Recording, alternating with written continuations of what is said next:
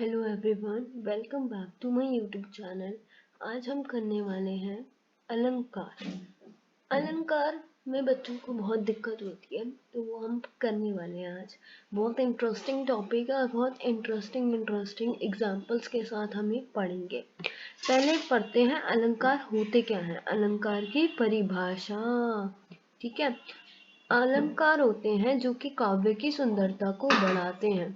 काव्य की सुंदरता बढ़ाने वाले यंत्रों को ही अलंकार कहते हैं। यंत्रों मतलब मैडम समझ नहीं आ रहा। सिंपल सी अगर बोली जाए इसकी डेफिनेशन, तो बोल सकते हैं कि काव्य की सुंदरता को बढ़ाने वाले तत्व अलंकार कहलाते हैं।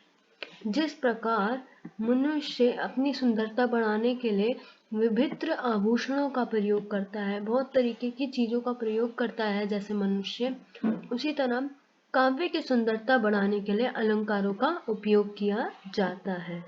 ठीक है, अगर हम देखें, अगर मैं उदाहरण दूं आपको, उदाहरण में मैं आपको बता सकती हूँ, यहाँ पे गिवन नहीं है बट मैं जैसे रघुपति राघव राजा राम, रघुपति राघव राजा राम, ये एक अलंकार है। क्यों? क्योंकि इसमें सुंदरता है, इसमें अट्रैक्शन है इस सेंटेंस में, है ना।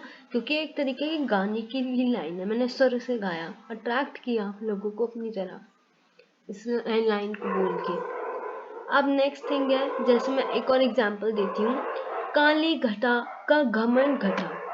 ये भी एक तरीके का डायलॉग है ना, मुहावरा है, काली घटा का घमंड घटा। तो ये भी एक अट्रैक्टिव सेंटेंस है, सुंदरता बढ़ाने वाले इसमें शब्द थे, जिससे हमारा काव्य सुंदर बना, हमारा सेंटेंस, हमारा वाक्य सुंदर बना। और जब हमारा वाक्य में सुंदरता होती है तो उसको हम क्या कहते हैं? अलंकार। ठीक है, अब आगे आते हैं। अलंकार की शाब्दिक अर्थ है आभूषण। अलंकार को हम शब्दों के अर्थ में आभूषण कहते हैं।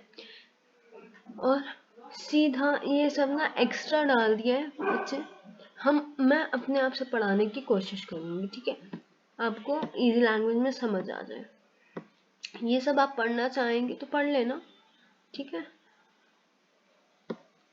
चलो अब सीधा आते हैं अलंकार के भेद में। अब जितना 9th के सिलेबस में हम उतना ही पढ़ाएंगे, हम ज़्यादा एक्स्ट्रा नहीं पढ़ाएंगे।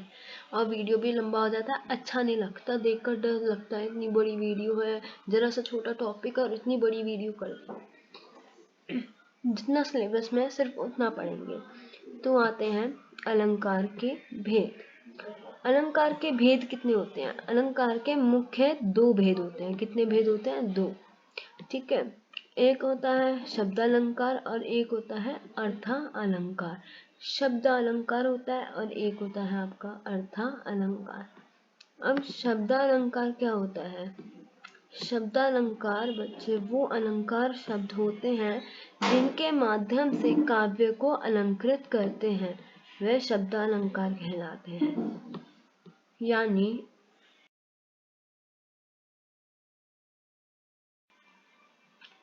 यानी किसी काव्य में कोई विशेष शब्द रखने से सौंदर्य आए और कई पर्यायवाची शब्द रखने से लुप्त हो जाए तो यह शब्दालंकार कहलाते हैं।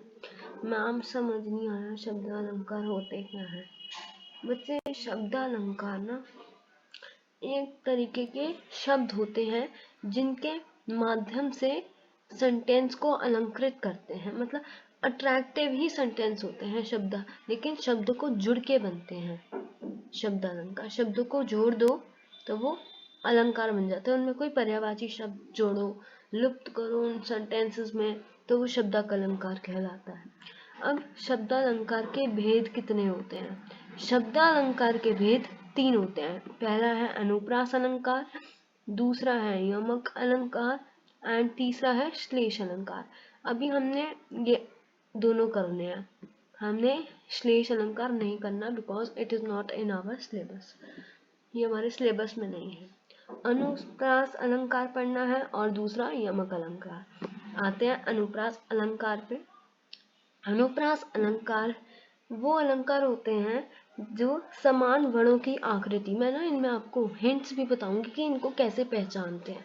यहाँ पे नहीं लिखी, बट मैं आपको कुछ कुछ हिंट्स बताऊंगी जिनसे आप लोग अपने आसानी से अलंकार को पहचान लेंगे।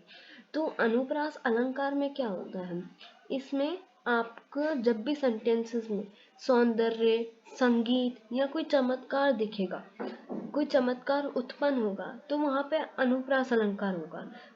जैसे मैंने अभी आपको एक लाइन बताई थी, रघुपति राघव राजा राम, इसमें एक तरीके का संगीत भी है, सौंदर्य भी है और चमत्कार भी है। मीन्स यह अनुप्रास अलंकार का मैंने एग्जाम्पल आपको बताया था। और इसमें मैं आपको बहुत से एग्जाम्पल्स और देती हूँ, जैसे अदित मुहापति मंदिर आए, अदित मुहापति मंदिर आए, वो भी एक तरीके का अनुप्रास अलंकार है, क्योंकि इसमें सौंदर्य, संगीत और चमत्कार है। मैम समझ नहीं आ रहा, सौंदर्य, संगीत, चमत्कार कैसे पता चलेगा कि है या नहीं, चलो छोड़ो इसको। अब मैंने आपको एक एग्जाम्पल दिया था अनुप्रास अलंकार का, यहाँ पे देखो, जैसे एक यहाँ पे एग्जाम्पल है, चारू चंद्र की चंचल किरणें खेल रही थी जल थल में। ठीक है, तो इसमें मैं कैसे पहचानूं, यहाँ पे तो लिखा हुआ है कि अनुप्रास अलंकार के बारे में बताया है, तो मतलब है अनुप्रास अलंकार का तो एग्जाम्पल है। अब एग्जाम में किस तरीके से पहचाने कि अनुप्रास है, यमक है, या कौन सा श्लेष है। श्लेष हमारे नहीं आ रहा सिलेबस में, बट इन दोनों में से कैसे पहचाने कि कौन सा अलंकार है। तो देखो, जिसमें बच्चे आपके वर्ण जो होंगे ना, वर्ण समझते हो, वर्ण, वर्ण मतलब जैसे ये क ख ग घ ण च छ ज ज न, ये जो आपने बचपन में पढ़े थे, और व्यंजन, सॉरी, जिनमें व्यंजन जब हमारे शब्दों में सेम होंगे, जैसे इसमें देखो आपका च व्यंजन, इसमें भी च व्यंजन, इसमें भी च व्यंजन, 3 बार सेम हो गए। मतलब जब भी आपके व्यंजन शब्दों में सेम होंगे, पूरे आपके वाक्य में जब ये व्यंजन सेम होंगे हर शब्द में, तो वो क्या होगा, आपका अनुप्रास अलंकार होगा। ये वाला अलंकार आपका होगा अनुप्रास अलंकार। ठीक है, जैसे अगर नेक्स्ट एग्जांपल दें, देखो यहाँ पे भी लिखा है, ऊपर दिए गए उदाहरण में आप देख सकते हैं कि च वर्ण की आवृत्ति हो रही है और आवृत्ति हो से वाक्य का सौंदर्य बढ़ रहा है, अतः यह अनुप्रास अलंकार का उदाहरण होगा। ठीक है, जब भी आवृत्ति होगी एक ही वर्ण की बहुत सारे शब्दों में, 2 से ज्यादा शब्दों में, तो वहाँ पे अनुप्रास अलंकार होगा। अब नेक्स्ट और एग्जाम्पल लेते हैं, मधुर मधुर मुस्कान मनोहर मनुज वेश का उजियाला। अब यहाँ पे देखो म म म, इधर भी म म, मतलब यहाँ पे 5 बार म वर्ण की आवृत्ति हो रही है। मीन्स यहाँ पे भी अनुप्रास अलंकार ही है, क्योंकि इसमें एक ही वर्ण की आवृत्ति 5 बार हुई हुई है। और जब किसी वाक्य में किसी वर्ण या व्यंजन की एक से अधिक बार आवृत्ति होती है, तब वह अनुप्रास अलंकार होता है। अतएव ये उदाहरण अनुप्रास अलंकार के अंतर्गत आएगा। ओके, आई होप समझ में आया होगा। नेक्स्ट एग्जाम्पल लेते हैं, बच्चा बहुत सारे एग्जाम्पल्स होंगे, ये आप सारे सेल्फ स्टडी में पढ़ लेना। सब में सेम सेम वर्ण ही है, जैसे इसमें क वर्ण की बार बार आवृत्ति हुई है, इस एग्जाम्पल में भी क वर्ण की आवृत्ति हुई है, और इसमें भी क वर्ण की ही आवृत्ति हुई है 4 बार। तो ये सब जिनमें एक ही वर्ण की आवृत्ति बार बार होगी वो अनुप्रास अलंकार होगा। अब नेक्स्ट आएंगे यमक अलंकार पे। यमक अलंकार वो अलंकार होते हैं जिसमें अनुप्रास अलंकार में किसी एक वर्ण की आवृत्ति होती है ना, जिस प्रकार अनुप्रास अलंकार में एक ही वर्ण की आवृत्ति होती है, उसी प्रकार यमक अलंकार में किसी एक काव्य की सौंदर्यता बढ़ाने के लिए एक शब्द की बार बार आवृत्ति होती है। 2 बार प्रयोग करे गए शब्द का अर्थ अलग हो सकता है। ठीक है, मतलब इसमें आपको बताया गया है कि कविता की जिन पंक्तियों में एक शब्द एक से अधिक बार आएगा ना, एक शब्द एक से अधिक बार आएगा और हर बार अलग अलग अर्थ देगा, उसे यमक अलंकार हम कहेंगे। जैसे एग्जाम्पल देखते हैं, काली घटा का घमंड घटा। अब काली घटा का घमंड घटा, यहाँ घटा 2 बार शब्द आ रहे हैं, दो बार शब्द आने का मतलब हम वहीं पे पहचान जाना, एक से अधिक बार अगर कोई भी शब्द आएगा एक पूरे वाक्य में तो वहां पे हमारा यमक अलंकार होगा। यहाँ पे जो घटा शब्द है उसकी आवृत्ति बार बार हुई गई है। पहले घटा शब्द का अर्थ था वर्षा काल में उड़ने वाली मेघमाला का अर्थ प्रयुक्त हुआ है, और दूसरी बार जो घटा है उसका मतलब है कम हुआ, अतः यहाँ यमक अलंकार है।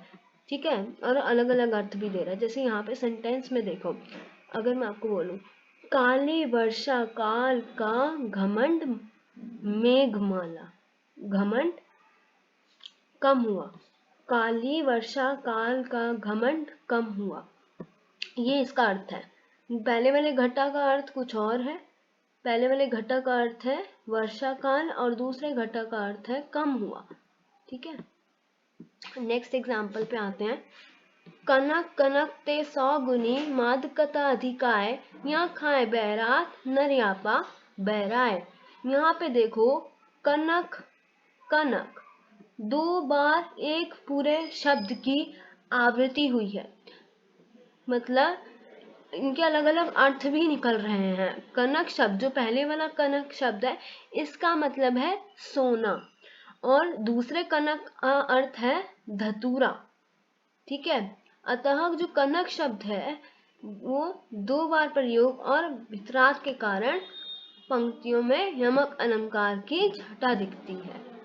मतलब अगर मैं इसको उसके अर्थ के साथ बोलूं तो ये होगा सोना धतुरा ते 100 गुनी मादकता दिकाय, या खाए बैरात ना या पाए बहराए। यहाँ पे बैरात बैराए अलग वर्ड्स हैं, तो इसमें कंफ्यूज मत होना कि इनको आप सेम समझ जाओ। ठीक है, बैरात और बैराए यहाँ पे अलग अलग वर्ड्स हैं। ये वाला बैरात ये अलग है और ये बैराए भी अलग है। नाउ कम टू नेक्स्ट, ये आप सारे एग्जाम्पल सेल्फ स्टडी करके खुद रीड कर लेना। श्लेष अलंकार हमारे सिलेबस में नहीं है तो इसको नहीं पढ़ेंगे। अब आते हैं अर्थालंकार पे। अर्थालंकार, अर्थालंकार क्या होता है? जब किसी वाक्य का सौंदर्य उसके अर्थ पर आधारित होता है तब यह अर्थालंकार के अंतर्गत आता है। शब्दालंकार क्या था? जब वो शब्दों पे आधारित था, वर्णों पे आधारित था, वो आपके शब्दालंकार थे। अर्थालंकार वो है जो वाक्य की सौंदर्य उनके अर्थों पर आधारित है। ठीक है, वाक्य जब सुंदर लग रहा है वो अर्थों से आधारित होकर सुंदर लग रहा है, मतलब इसमें अर्थ यूज होंगे। और अर्थालंकार के 5 भेद होते हैं। पहला है उपमा अलंकार, दूसरा है रूपक अलंकार, तीसरा उत्प्रेक्षा, चौथा अतिशयोक्ति और पांचवा मानवीकरण अलंकार। उपमा अलंकार क्या होता है? ये सारे ही हमारे सिलेबस में है।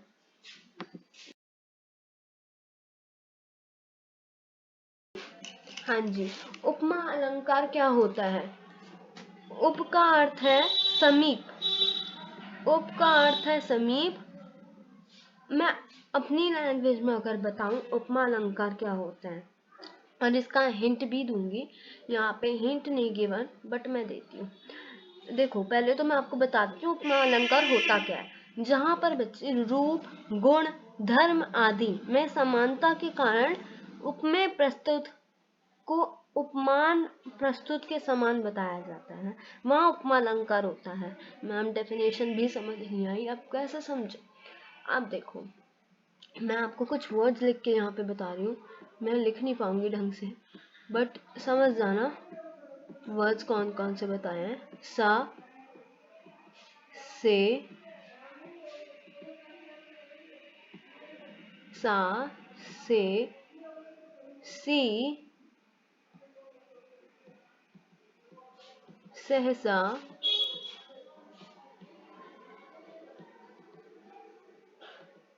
आई होप हैंड राइटिंग समझ में आ रही हूँ, क्योंकि ना जो लैपटॉप का कीपैड होता है ना उससे लिख रही हूँ मैं, उससे लिखना बड़ा मुश्किल होता है।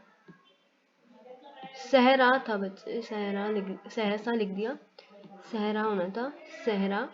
सीस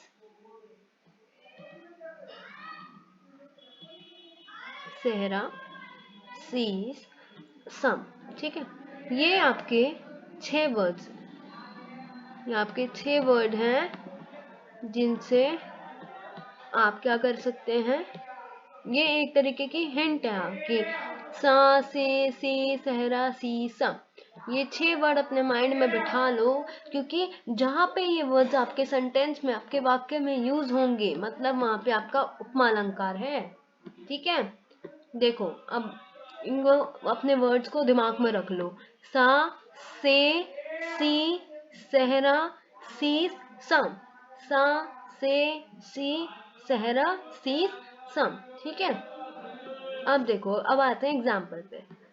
कर कलम सा कोमल है, कर कलम सा, हो गया वर्ड सा।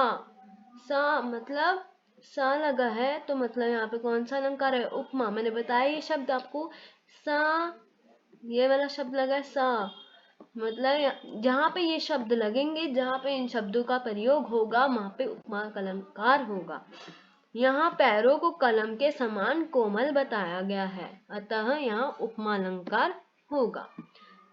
पीपर पात सरीस मंडोला, पीपर पात सरीस, सरीस शब्द यूज हो गया, मतलब उपमा अलंकार। ये देखो, ये सी, ठीक है बच्चे, मैंने सीस लिख दिया, सीस नहीं होता, सरीस होता है। ठीक है, ये थोड़ा सा करेक्ट कर लेना खुद। पीपर पात सरीस मंडोला, ठीक है, सरीस लग गया, मतलब उपमा अलंकार है। जैसे ऊपर दिए गए उदाहरण में मन को पीपल के पत्ते की तरह हिलता हुआ बताया जा रहा है। इस उदाहरण में मन क्या है, उपमेय है, और जो पीपर पात है वो उपमान है। डोला साधारण धर्म है, एवं जो सरीस है वो बता रहा है कि यहाँ पे उपमा अलंकार लगा हुआ है। जैसा कि हम जानते हैं कि जब किन्हीं दो वस्तुओं के उनके एक समान धर्म की वजह से तुलना की जाती है, तब वहाँ उपमा अलंकार होता है। ठीक है, अतः यह उदाहरण भी उपमा अलंकार के अंतर्गत आएगा। अब ये सारे उदाहरण आप खुद पढ़ लीजिएगा सेल्फ स्टडी से, अगर आप पढ़ना चाहते हैं। अगर आपको समझ में आ गया तो बिल्कुल अच्छी बात है, फिर आपको पढ़ने की जरूरत नहीं होगी। अब आते हैं नेक्स्ट अलंकार, रूपक। रूपक अलंकार क्या होता है? रूपक अलंकार जहाँ पे उपमेय या उपमान में अभित्रता या अभेद दिखाया जाए, तब रूपक अलंकार कहलाता है। अगर मैं अपनी लैंग्वेज में बताऊं तो ये ही मैं परिभाषा दूंगी कि जहाँ उपमेय और उपमान में अत्यधिक समानता के कारण अभेद बताया जाए, वहाँ रूपक अलंकार होता है। अब इसमें अगर आपको हिंट चाहिए तो मैं बताती हूँ। इसमें हिंट होती है कि इसमें लगा होता है आपका हाइफन। इन एग्जाम्पल्स में आपका हाइफन लगा होता है, हाइफन को हम बोलते हैं डैश। जैसे यहाँ पे इस एग्जाम्पल में देखो डैश लगा हुआ है ना, इस तरीके से ये चंद्र और खिलौना के बीच में, इन दोनों के बीच में ये डैश लगा हुआ है। जहाँ पे भी डैश लगा होगा वहां पे आपका क्या होगा, रूपक अलंकार। जब उपमान मैया मैं तो चंद्र खिलौना ले हो, तो चंद्र और खिलौना के बीच में हाइफन लगा है, तो उससे हम पहचान लेंगे रूपक अलंकार है। और इसी उदाहरण में चंद्रमा एवं खिलौने में समानता ना दिखाकर चांद को ही खिलौना बोल दिया गया है, अतएव ये रूपक अलंकार होगा। अब नेक्स्ट देखो, चरण कमल बंदो हरिराई। अब चरण और कमल के बीच में क्या है, हाइफन है, हाइफन है। ठीक है, तो इसी वाक्य में चरणों को कमल के समान न दिखाकर चरणों को ही कमल बोल दिया गया है, अतः यहाँ पे भी रूपक अलंकार आएगा। और अब ये सारे आप एग्जाम्पल्स पढ़ लेना।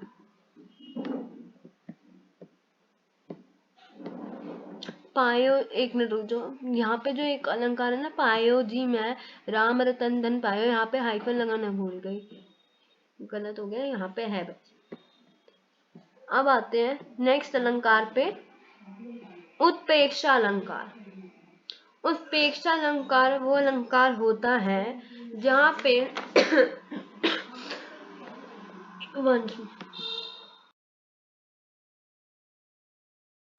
हाँ जी, जहाँ उपमेय उपमान की संभावना बताई जाए, उपमेय में उपमान की कल्पना की जाए, वहाँ उत्प्रेक्षा अलंकार होता है।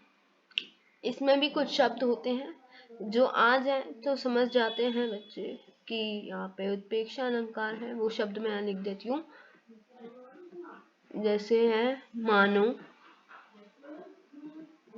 मानो, जानो, मानो, जानो, ठीक है। और भी बहुत सारे शब्द हैं, मानो, जानो, जानो, मानो, ये 4 शब्द हैं। ये याद रखने आपने, जिनसे कि आप लोग उत्प्रेक्षा अलंकार पहचानों को ले ला सकते हैं, जनु और मनु, ठीक है। ये 4 शब्द हैं जिनसे आपकी पहचान सकते हैं जब ये आपके सेंटेंस में प्रयोग होंगे। अब आते हैं उत्प्रेक्षा अलंकार होता क्या है।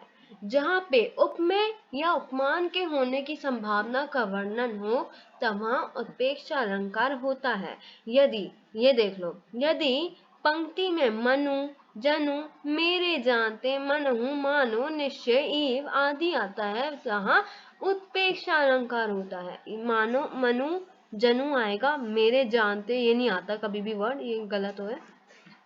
मनहु आता है, मानो भी आता है, निश्चय नहीं आएगा, ईव भी नहीं आएगा। आपको जितने मैंने चारों बताए हैं ये ही आपको याद करने हैं, यही शब्द आपके उत्प्रेक्षा अलंकार में आते हैं।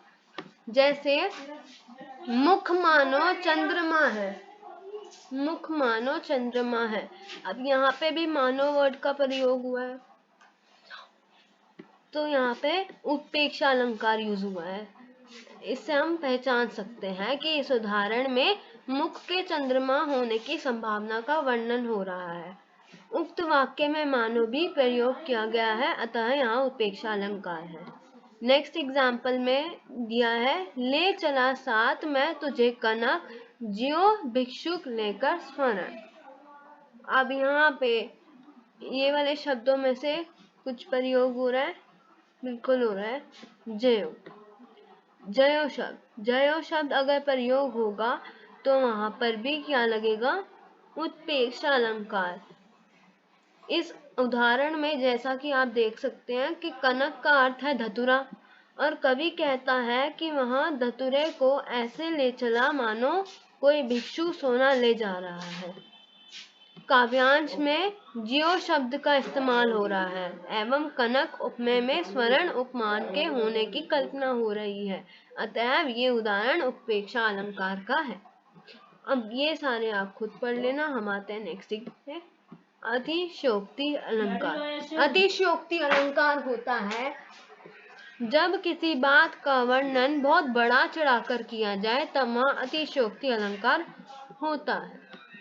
अगर मैं अपनी लैंग्वेज में बताऊं तो यहाँ पे यही होगा कि यहाँ किसी बात को इतना बड़ा चढ़ाकर कहा जाए अथवा किसी की प्रशंसा की जाए, किसी की प्रशंसा की जाए बड़ा चढ़ाकर, तो वहाँ पे आपकी अतिशयोक्ति अलंकार लगता है।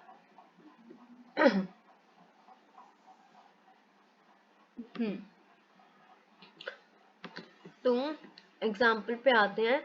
आगे नदियां पड़ी अपार, घोड़ा कैसे उतरे पार, राणा ने सोचा इस पार, तब तक चेतक था उस पार।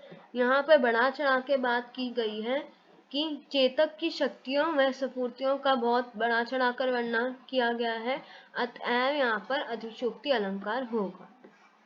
क्योंकि यहाँ बोला है कि पहले नदियां थी, नदियों पे घोड़े उतर गए, फिर वहां पे राणा ने सोचा दूसरे पार पे कि चेतक जब था दूसरे पार पे, मतलब यहाँ पे 2 बंदों की बात हो रही है, एक तो राणा है और एक चेतक है।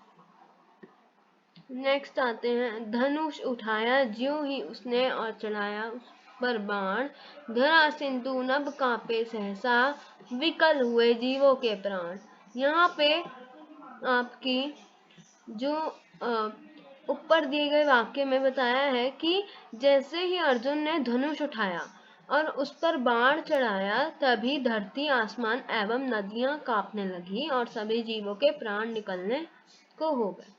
तो यहाँ पे भी ये बात बिल्कुल असंभव है कि बिना बाढ़ चलाए ऐसे ही हो नहीं सकता, कि यहाँ पर बहुत बढ़ा चढ़ाकर वर्णन किया गया है ना कि यहाँ पे धरती आसमान एवं नदियां कांपने लगी, तो इससे पता चलता है यहाँ पे अतिशयोक्ति अलंकार लगेगा। नेक्स्ट है मानवीकरण। मानवीकरण होता है जिसमें नेचर की बातें करी जाएं, जब प्राकृतिक चीजों में मानवीय भावनाओं के होने का वर्णन हो तब वहां पे मानवीकरण अलंकार होता है। जैसे फूल हंसे कलियां मुस्कुराए, तो यहाँ पे फूल क्या है, फूल नेचर से रिलेटेड है, कलियां फूल की मुस्कुरा रही हैं, हंस रही हैं, तो नेचर से रिलेटेड बात जब होगी तो वहां पे मानवीकरण अलंकार लगेगा। फूलों के हंसने का वर्णन किया गया है जो मनुष्य करते हैं, अतएव यहाँ मानवीकरण अलंकार होगा, मतलब नेचर को मनुष्य से रिलेट करा जाएगा। नेक्स्ट एग्जाम्पल में मेघमय आसमान से उतर रही है संध्या सुंदरी पर भी धीरे धीरे, तो यहाँ पर मेघमय, मेघ क्या है, बादल, और आसमान आकाश, तो ये दोनों हमारे नेचर से रिलेटेड चीजें हैं। तो यहाँ पर भी नेचर की बात हो रही है, तो मतलब यहाँ पे भी मानवीकरण अलंकार लगेगा। अब ये सारे अलंकार खुद पढ़ लेना।